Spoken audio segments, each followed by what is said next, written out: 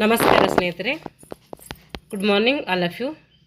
MRL study studio ಚಾನೆಲ್ಗೆ ತಮಗೆಲ್ಲರಿಗೂ ಸ್ವಾಗತಿಸುತ್ತಾ, ಇವತ್ತಿನ ತರಗತಿಯಲ್ಲಿ ದೈಹಿಕ ಶಿಕ್ಷಣ ಶಿಕ್ಷಕರ ಒಂದು ಪಠ್ಯಕ್ರಮಕ್ಕೆ ಸಂಬಂಧಪಟ್ಟಂತಹ ಉಚಿತ ಮತ್ತು ಕಡ್ಡಾಯ ಶಿಕ್ಷಣ ಪಡೆಯಲು ಮಕ್ಕಳ ಹಕ್ಕು ಅಧಿನಿಯಮ RTE right to education act 2009 ಏನಿದೆಯೋ ಅದ್ರ ಬಗ್ಗೆ ಸಂಕ್ಷಿಪ್ತವಾಗಿ ತಿಳ್ಕೊಳ್ಳೋಣ.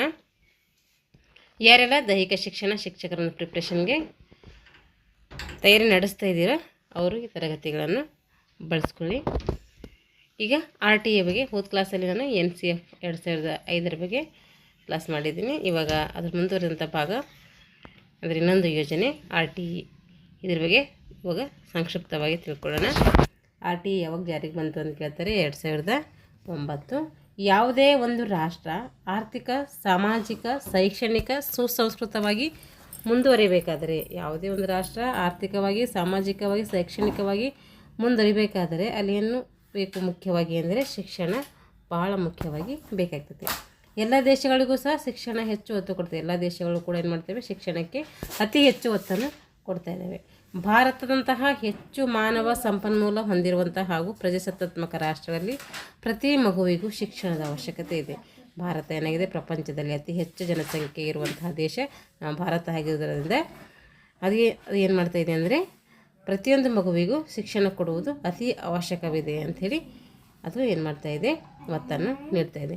ಮಕ್ಕಳನ್ನು ಉತ್ತಮ ನಾಗರಿಕರನ್ನಾಗಿ ಅಥವಾ ಉತ್ತಮ ಪ್ರಜೆಗಳನ್ನಾಗಿ ಮಾಡಬೇಕಾದರೆ ನಮಗೇನು ಬೇಕು ಮುಖ್ಯವಾಗಿ ಅಂದರೆ ಅಲ್ಲಿ ಶಿಕ್ಷಣ ಬೇಕು. ಉತ್ತಮ ಪ್ರಜೆಯಾಗಿ ನಿರ್ಮಾಣ ಮಾಡಬೇಕಾದ್ರೆ ಮುಖ್ಯವಾಗಿ ನಮಗೆ ಶಿಕ್ಷಣ ಏನು ಮಾಡ್ತೈತೆ, ತುಂಬ ಪ್ರಭಾವ ಬೀರ್ತೈತೆ. ಶಿಕ್ಷಣ ಪಡೆಯುವರು ಪ್ರತಿಯೊಬ್ಬ ಮಗುವಿನ ಹಕ್ಕು ಅಂಥೇಳಿ ಪರಿಗಣಿಸಿ. ಶಿಕ್ಷಣ ಪಡೆಯುವುದು ಪ್ರತಿಯೊಂದು ಜನಿಸಿದಂಥ ಮಗುವಿನ ಹುಟ್ಟು ಏನು ಅದು ಶಿಕ್ಷಣ ಪಡೆಯೋದು ಪ್ರತಿಯೊಬ್ಬ ಮಗುವಿನ ಹುಟ್ಟಿನ ಒಂದು ಹಕ್ಕಾಗಿರ್ತೈತಿ. ಒಂದು ಮಗು ಹುಟ್ಟಿದೆ ಅಂದರೆ ಅದು ಶಿಕ್ಷಣ ಪಡ್ಕೊಳ್ಳೋದು ಅದರ ಹಕ್ಕೇ ಆಗಿರ್ತೈತಿ ಅಂಥೇಳಿ ಹೇಳಿದ್ದು 1881ರಲ್ಲಿ ಇಂಗ್ಲೆಂಡ್ ಸರ್ಕಾರ ಆ ದೇಶದ ಈ ಮಸೂದೆಯನ್ನು ಮೊಟ್ಟ ಮೊದಲ ಬಾರಿಗೆ ಏನು ಮಾಡ್ತೈತಿ, ಜಾರಿತೈತಿ. ಆ ಥರ ಹೇಳಿ ಏನು ಮಾಡ್ತೈತಿ, 1881ರಲ್ಲಿ ಇಂಗ್ಲೆಂಡ್ ಸರ್ಕಾರ ಏನು ಮಾಡ್ತೈತಿ, ಆ ಒಂದು ಮಸೂದೆಯನ್ನು ಮೊಟ್ಟ ಮೊದಲಿಗೆ ಏನು ಮಾಡ್ತೈತಿ, ಜಾರಿಗೆ ತರ್ತೈತಿ. ಅದೇ ರೀತಿ ಭಾರತ ಸರ್ಕಾರ ಏನು ಮಾಡ್ತೈತೆ, ನಮ್ಮ ಸಂವಿಧಾನದ 45ನೇ ಪರಿಚ್ಛೇದದಲ್ಲಿ ಏನು ಹೇಳ್ತದಂತಂದರೆ ಪ್ರತಿಯೊಬ್ಬರಿಗೂ ಶಿಕ್ಷಣ ನೀಡುವುದು ಸರ್ಕಾರದ ಆದ್ಯ ಕರ್ತವ್ಯ. ಅಂದರೆ 6ರಿಂದ 14 ವರ್ಷದ ಮಕ್ಕಳಿಗೆ ಫ್ರೀ ಎಜುಕೇಷನ್, ಉಚಿತ ಮತ್ತು ಕಡ್ಡಾಯ ಶಿಕ್ಷಣ ಕೊಡಲೇಬೇಕು ಅಂತೇಳಿ ಏನು ಮಾಡ್ತೈತಿ ಸರ್ಕಾರ ಗಮನಿಸಿ ಈ ಮಸೂದೆಯನ್ನು ಏನು ಮಾಡ್ತೈತೆ ಆಗಸ್ಟ್ 26, 2009ರಂದು ಅಂಗೀಕಾರ ಮಾಡ್ಕೊತೈತೆ. ಏಪ್ರಿಲ್ 1, 2010ರಂದು RTE 2009 ಜಾರಿಗೆ ಬರ್ತದೆ. ಅಂದರೆ ಆ್ಯಕ್ಟ್ ಆಗಿಂದು 2009, ಅದು ಜಾರಿ ಕೇಳಿದ್ರೆ 2010, ಜಾರಿದು 2010 ಹಾಕಬೇಕು. ಕರ್ನಾಟಕ ಸರ್ಕಾರ 2011 ಮತ್ತು 12ನೇ ಸಾಲಿನಿಂದ ಈ ಒಂದು ಕಾಯ್ದೆ ಏನು ಮಾಡಿದೆ, ಜಾರಿಗೊಳಿಸಲ್ಪಟ್ಟಿದೆ. 2010ರಲ್ಲಿ ಜಾರಿಗೆ ಬಂದಂಥ ಈ ಕಾಯ್ದೆ 2011 ಮತ್ತು 12ರಲ್ಲಿ ಏನು ಮಾಡ್ತಿದೆ, ಅಳವಡಿಸ್ಕೊಂಡಿದೆ. ಜಮ್ಮು ಕಾಶ್ಮೀರಕ್ಕೆ ಈ ಮಸೂದೆ ಅನ್ವಯವಾಗುವುದಿಲ್ಲ. ಆವಾಗ ಅನ್ವಯ ಆಗ್ತಿದ್ದಿಲ್ಲ, ಆದರೆ ಇವಾಗ ಅದು ಒಂದು ಭಾರತದ ಒಂದು ರಾಜ್ಯ ಆಗಿರೋದರಿಂದ ಅದಕ್ಕೂ ಕೂಡ ಏನಾಗ್ತೈತಿ, ಇವಾಗ RTE ಅನ್ವಯ ಆಗ್ತೈತಿ.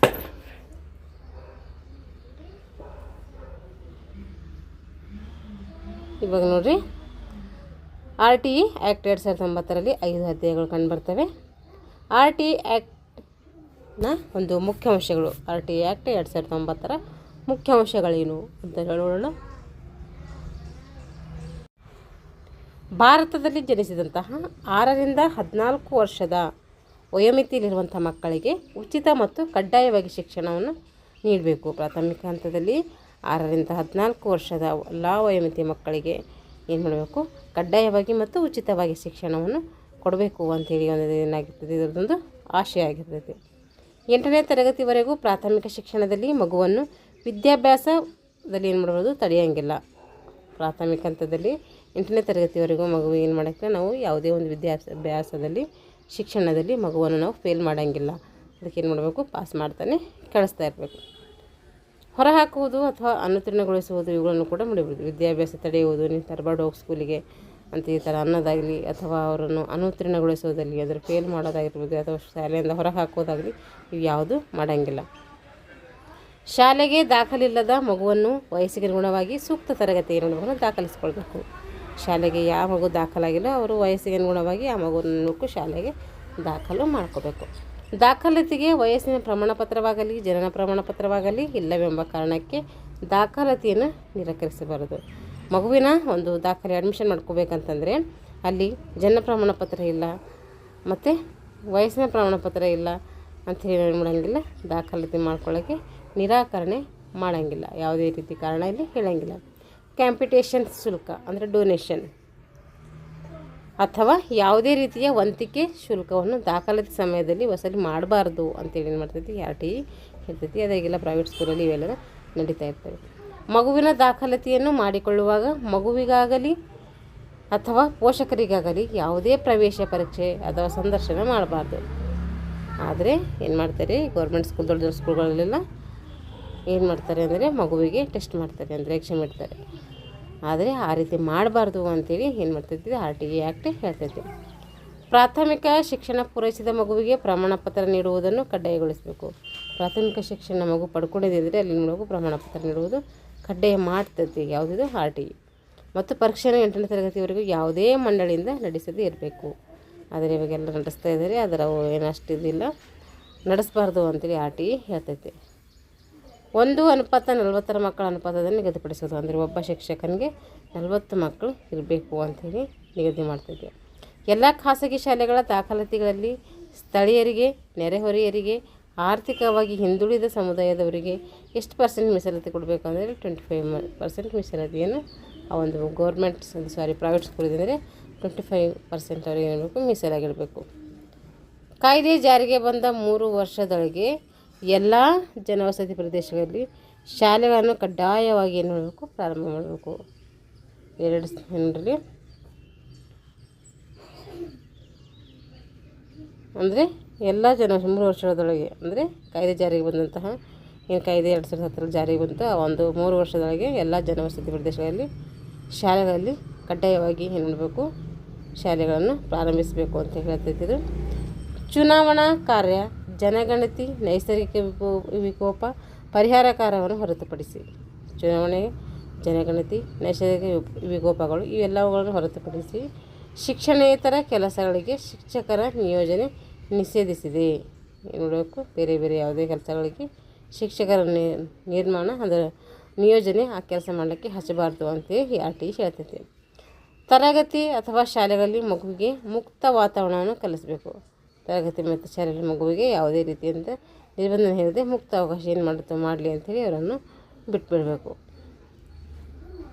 ದೈಹಿಕ ಮತ್ತು ಮಾನಸಿಕ ದಂಡನೆಯನ್ನು ಕೂಡ ನಿಲ್ಲಿಸಬೇಕು. ಮಗುವಿಗೆ ದೈಹಿಕವಾಗಿ ಹೊಡೆದು ಬಡೆದು ಮಾಡೋದಾಗಲಿ ಅಥವಾ ಮಾನಸಿಕವಾಗಿ ನಮ್ಮ ಮಾತಿನಿಂದ ನಮ್ಮ ನಡತೆಯಿಂದ ಆ ಮಗುವಿಗೆ ಯಾವುದೇ ರೀತಿಯಂಥ ಹಿಂಸೆಯನ್ನು ಕೊಡಬಾರ್ದು. ಹಂಗಂಥೇಳಿ ಯಾವ್ದು ಹೇಳುತ್ತೆ RTE ಹೇಳ್ತೈತಿ. ಇವೆಲ್ಲ ಹೇಳೋದು ಮತ್ತು ನಿಜನೇ. ನಿಮ್ಮ ಎಲ್ಲ ರೀತಿ ಯಾವುದಾದ್ರು ಮಾಡಿದರೆ ನಿಮ್ಮ ಮೇಲೆ ಕೇಸ್ ಕೂಡ ಮಾಡ್ಬೋದು.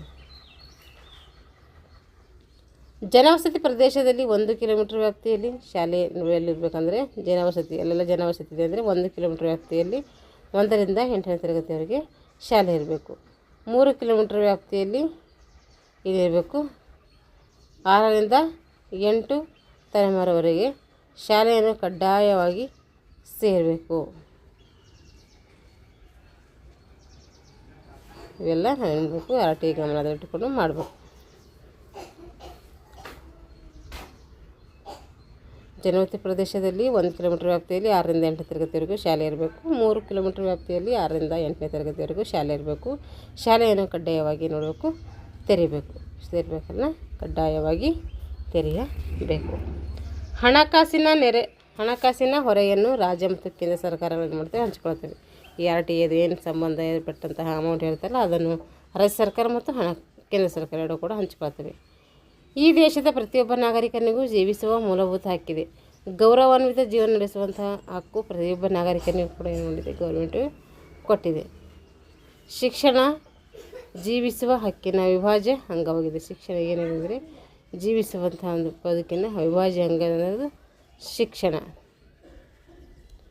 ಶಿಕ್ಷಣ ಪಡೆಯುವ ಹಕ್ಕು ಪ್ರತಿಯೊಬ್ಬ ನಾಗರಿಕನ ಏನಾಗಿರ್ತದೆ, ಹಕ್ಕಿ ಆಗಿರ್ತೈತೆ. ಸೆಕ್ಷನ್ 29/H ಪ್ರಕಾರ ನಿಗದಿಪಡಿಸಿದ ಸಮಯದಲ್ಲಿ ಶಿಕ್ಷಕರ ಏನಾಗಬೇಕು, ಶಿಕ್ಷಕರು ಪಠ್ಯ ಕಲಿಸಬೇಕು. ಪ್ರತಿಯೊಂದು ಮಗುವಿನ ಪ್ರಗತಿಯ ಬಗ್ಗೆ ಮಾಹಿತಿಯನ್ನು ನೀಡಬೇಕು. ಮಗುವಿನ ಪ್ರಗತಿ ನಿರಂತರವಾಗಿ ತಿಳಿಸಬೇಕು, ಯಾವ್ಯಾವ ರೀತಿ ಯಾವ್ಯಾವ ಸ್ಟೇಜಲ್ಲಿ ಮಗು ಇದೆ ಅಂಥೇಳಿ. ಅಲ್ಲದೆ ಶಾಲಾ ಕರ್ತವ್ಯಕ್ಕೆ ನಿರಂತರವಾಗಿ ಸಮಯಬದ್ಧವಾಗಿ ಹಾಜರಾಗಬೇಕು, ನಿರಂತರವಾಗಿ ಆಗಬೇಕು, ಸಮಯಬದ್ಧವಾಗಿಯೂ ಆಗಬೇಕು. ಜ್ಞಾನದ ಗ್ರಹಿಕೆ ಮತ್ತು ಅದನ್ನು ಅನ್ವಯಿಸುವ ಸಾಮರ್ಥ್ಯಗಳಲ್ಲಿ ಮಕ್ಕಳ ಪ್ರಗತಿಯ ಹಾಗೂ ನಿರಂತರ ಮೌಲ್ಯ ಇರಬೇಕು, ಮಾರ್ಪಾಡು ಮಾಡಬೇಕು.